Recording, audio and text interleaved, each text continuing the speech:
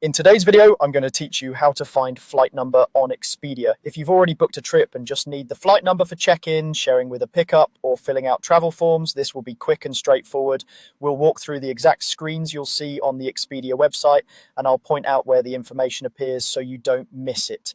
First, open your web browser and go to expedia.com. If you're not already signed in, you may be prompted to log into your account so Expedia can show your saved trips. That's normal. Your bookings are tied to your account, and signing in ensures you're looking at the right itinerary. Once the homepage loads, look toward the top right corner of the page for the trips option. It might appear as the word trips or as an icon depending on your screen size. Click that to open your travel dashboard. On the trips page, you'll see different tabs or filters for your reservations. Click on Booked. This view shows the trips that are currently scheduled and confirmed rather than past or cancelled plans. If you have multiple reservations, you can scroll through this list to find the one you want. The trip cards usually display the destination and dates to help you identify the correct booking.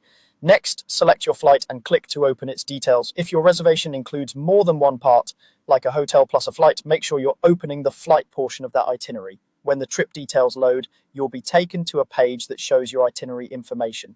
Here's the key part: you will see a flight number. It typically appears near the airline name and logo, and it's usually formatted as the airline code followed by a number such as AA1234 or DL567. If your itinerary has multiple segments, you'll see a separate flight number for each leg, outbound and return, or any connections in between. A quick tip so you don't confuse numbers.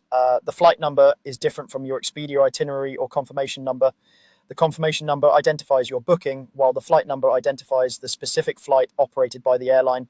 If you see a partner airline listed, that may indicate a code share. The flight number shown is the one you'll use for schedules and check-in.